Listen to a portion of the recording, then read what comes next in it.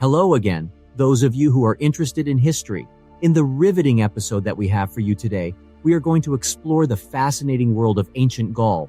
We will investigate the Roman invasion of Gaul and the significant effect it had on the country, from the fearsome Julius Caesar to the epic Gallic Wars. This conquest had a major effect on the region. Now is the time to arm yourselves with swords and shields, because we are about to embark on a voyage through time. Gaul was renowned throughout history as a land of valiant warriors, breathtaking scenery, and an extensive cultural legacy. Gaul was a varied region that included a wide variety of tribes, each of which had their own identity and was located in what is now known as modern-day France. However, the course of its destiny did not take a significant change until the appearance of a certain Roman general. Gaul was a wide region that was home to a variety of diverse tribes, each of which had a unique culture and set of traditions.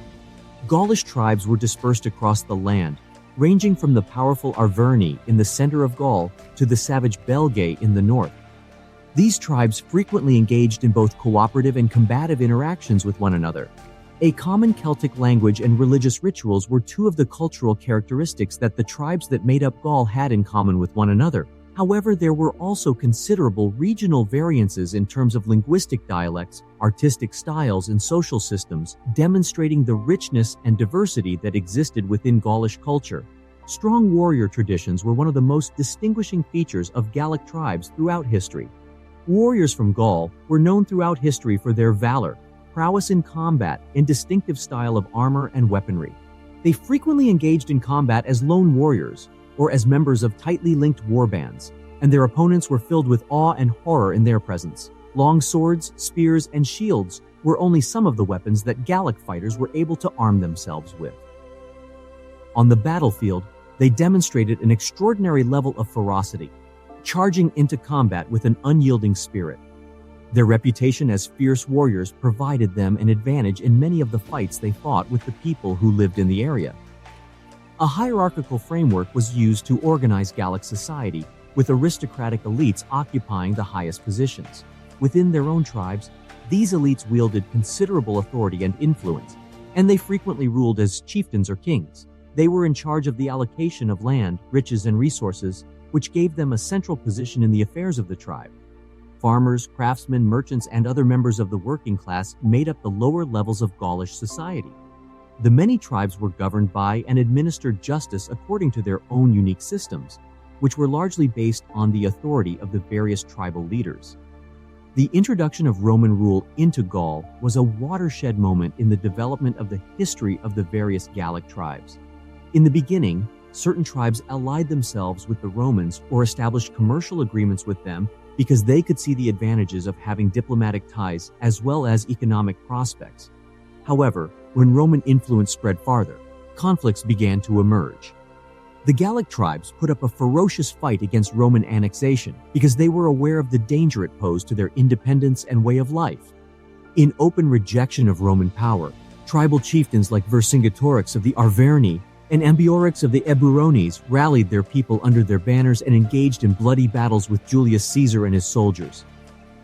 In the year 58 BCE, he set his sights on Gaul, and he did so not just for strategic reasons, but also to advance his political career and fulfill his aspirations.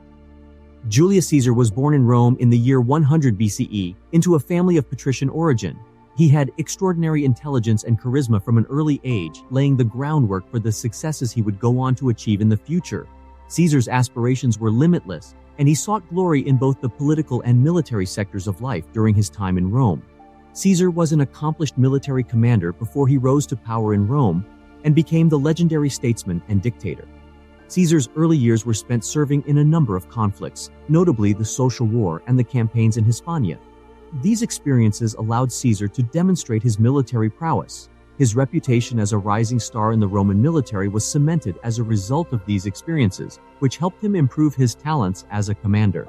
The conquest of Gaul by Caesar was a significant achievement. He was met with ferocious opposition by a large number of Gallic tribes, the most notable of which were the Helvetii and the Suebi. Caesar, on the other hand, was able to emerge triumphant thanks to a mix of military skill and diplomatic cunning, therefore bringing substantial areas of Gaul under Roman rule. Between the years 58 and 51 BCE, Caesar led a series of military actions that came to be known as the Gallic Wars. Not only did these operations aim to extend Roman territory, but they also sought to assert Roman supremacy over the Gallic nations and bring them under Roman rule. During the Gallic Wars, Caesar was up against formidable opponents such as the Arverni, the Nervi, and the powerful Helvetii. The battles were fierce, with both sides exhibiting an astounding amount of bravery and resiliency throughout the conflict. The Gallic soldiers put up a ferocious fight to protect their homelands and their traditional way of life. Caesar, in the year 58 BCE, set out on an enterprise that was both daring and ambitious, the invasion of Gaul. The key driving forces behind his actions were the desire to achieve military glory, the expansion of Roman authority, and the acquisition of political power in Rome. Caesar was provided with an alluring opportunity in Gaul as a result of the region's abundant riches and strong tribal identities. Caesar encountered a myriad of difficulties as soon as he set foot in Gaul. The area was occupied by powerful Gallic tribes, each of which passionately defended their lands and the way of life that they had developed there. The Helvetii, who were under pressure from Germanic tribes, attempted to migrate through Gaul. Caesar viewed this as a threat to Roman interests because it would have taken them through Gaul. Caesar rapidly moved to oppose the Helvetii's advance, demonstrating amazing strategic skill and drive in the process. At the Battle of Bibracte, he established his reputation as a formidable commander by achieving a decisive victory over his opponents. The commencement of his conquest of Gaul can be dated to the moment he won this victory. But in the end, the military acumen of Caesar and the overwhelming power of the Roman legions proved to be victorious. By the year 51 BCE, the majority of Gaul was under Roman rule, which marked a significant turning point in the history of the region and set the ground for the Romanization of Gaul. Roman power in Gaul marked the beginning of a cultural transformation known as Romanization. Romanization was a multi-stage process that included the propagation of Roman culture, language, institutions, and infrastructure over the lands that were under Roman control. The construction of Roman colonies and cities was one of the most important parts of the Romanization process. These urban towns not only served as administrative hubs, but also became cultural melting pots, establishing a sense of togetherness among the heterogeneous people. This was accomplished by bringing together Roman and Gallic traditions. The introduction of Roman culture also resulted in considerable shifts in Gaulish society. The Latin language, Roman names, and even Roman clothing were adopted by the elites of Gallic society, and they also adopted Roman practices and lifestyles. The region was also profoundly influenced by Roman legal and administrative structures, both of which have left their mark to this day. The Roman invasion of Gaul had far-reaching repercussions that continued to be felt long after the Empire of Rome had been destroyed. Gaul went from being a region inhabited by fiercely autonomous tribes to becoming an indispensable component of Roman civilization. Even in modern-day France, the effects of Romanization are still discernible in the language. Roman colonists laid the groundwork for the development of a number of French cities, including Paris, Lutetia, and Lyon, Lugdunum. Latin is the language that gave rise to French, and Roman law and administration continued to have an influence on the legal systems of France and other European countries. In addition, Gaulish warriors and their valorous struggle against Caesar's forces have evolved into an everlasting symbol of national pride in France. Their tales of valor and defiance have been immortalized in literature, art, and folklore, which serve to remind the world of Gaul's illustrious and exciting history. The enthralling history of Gaul, beginning with Julius Caesar and continuing on through the Gallic Wars, is detailed above. This ancient land's fate was irrevocably altered as a result of the Roman occupation, which also left an unmistakable stamp on the country's history and culture.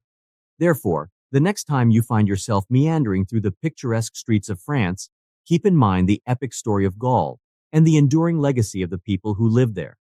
The current episode comes to a close here. If you found this excursion through the past to be interesting, don't forget to give it a like, subscribe to the channel, and ring the notification bell so that you don't miss out on any other exciting adventures. Keep discovering new things and never stop appreciating the treasures that our history has to offer till we meet again. Farewell.